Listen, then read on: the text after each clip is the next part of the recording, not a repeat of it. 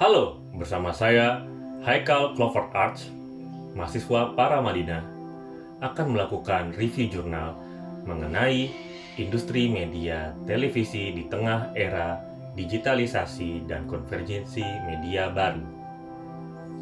Kali ini saya akan mereview jurnal yang ditulis oleh Erwin Mulyadi pada tahun 2019. Di dalam draft jurnal ini terdapat latar belakang, tujuan penelitian, teori utama, metodologi dan metode penelitian, hasil penelitian, dan analisis jurnal.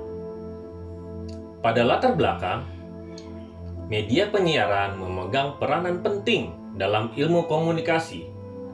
Media penyiaran merupakan organisasi penyebar informasi yang merupakan produk budaya atau pesan yang memengaruhi atau mencerminkan budaya dalam masyarakat. Semenjak izin siaran televisi swasta dibuka di Indonesia pada tahun 1992, maka sampai saat ini media massa televisi mengalami peningkatan sangat pesat, baik siaran secara nasional maupun siaran lokal. Fungsi ideal dari media penyiaran pada akhirnya mengalami pergeseran, di mana industri televisi adalah bagian dari kapitalisasi media dengan ciri adanya komodifikasi, baik dari sisi konten maupun awak media. Hadirnya YouTube, Netflix, Disney Plus, dan video streaming lainnya telah mengubah cara orang menonton, dan semua ini menjadi tantangan berat bagi industri pertelevisian. Mengacu dari Journal of Popular Film and Television oleh Max Dawson pada tahun 2010, berjudul Television Between Analog and Digital, jika konvergensi televisi dengan media digital terus berkembang, dan Dawson melihat perlunya penelitian lebih jauh untuk mencari tahu dampak dan pengaruh perkembangan teknologi media baru terhadap masa depan media penyiaran konvensional seperti televisi. Kita memasuki tujuan penelitian. Penelitian bertujuan untuk memaparkan tantangan yang dialami oleh industri media televisi, khususnya menyikapi perkembangan teknologi televisi digital dan hadirnya era konvergensi media. Apakah konvergensi media menjadi ancaman atau menjadi solusi bagi industri televisi? Bagaimana kiat media massa untuk bertahan di tengah konvergensi dan hadirnya di era media baru? Kita memasuki teori utama. Teori uses and gratification merupakan bagian dari studi tentang efek media menurut McQuail pada tahun 1994. Teori ini berasumsi bahwa orang secara aktif mencari media tertentu dan muatan dalam kurung isi untuk menghasilkan kepuasan dalam kurung hasil. Mereka sebagai pengguna media yang aktif mampu mempelajari dan mengevaluasi berbagai jenis media paling baik untuk memenuhi serta memuaskan kebutuhannya.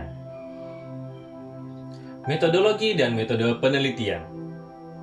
Pada jurnal ini, metodologi penelitiannya berupa deskriptif kualitatif. Penelitian ini tidak bertujuan untuk menguji kaitan, hubungan, maupun pengaruh antar variabel penelitian. Dan metode penelitiannya ini berupa analisis data yang didapat penulis berupa kegiatan-kegiatan pemerintah bersama beberapa stasiun TV swasta dari tahun 2008, 2009, 2010 sebagai uji coba siaran TV digital. Hasil penelitian yang dilakukan mendapati bahwa konvergensi media, yaitu digitalisasi siaran televisi demi efisiensi, spektrum, frekuensi, dan konvergensi. Ada beberapa keuntungan utama dari pemakaian sistem digital pada dunia televisi, yaitu 1. Kualitas transmisi meningkat karena sinyal digital tidak terlalu rentan terhadap gangguan dan distorsi. 2. Berlimpahnya saluran channel yang dimungkinkan karena adanya kompresi digital atau digital compression. Kompresi video memungkinkan untuk mengirim 10 program acara secara serempak pada saluran-saluran yang hanya memiliki satu program acara. Puncaknya adalah terwujudnya sistem video sesuai permintaan atau video on demand, atau secara umum media sesuai permintaan, media on demand, karena banyak saluran yang tersedia. Dan yang ketiga yaitu pengawasan oleh pemakai.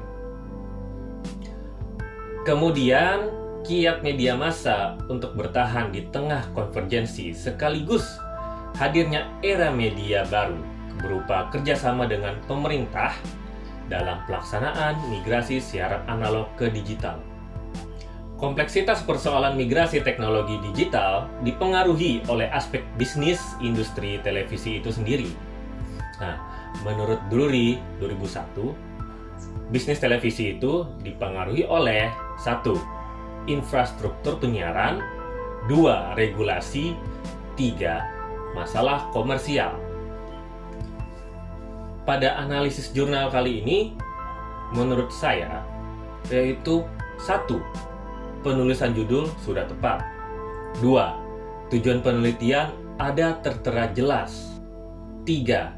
Metode penelitian sudah tepat, namun metode penelitian tidak diterangkan secara jelas bentuknya seperti apa. Apakah bentuknya analisis atau studi kasus? Nah, di jurnal kali ini itu tidak diterangkan secara jelas dan secara tertulis. 4. Teori utama sudah tepat, inti muatannya jelas dan langsung mudah dipahami. 5. Hasil penelitian sebaiknya dibuat terstruktur dengan adanya pelabelan seperti subjudul.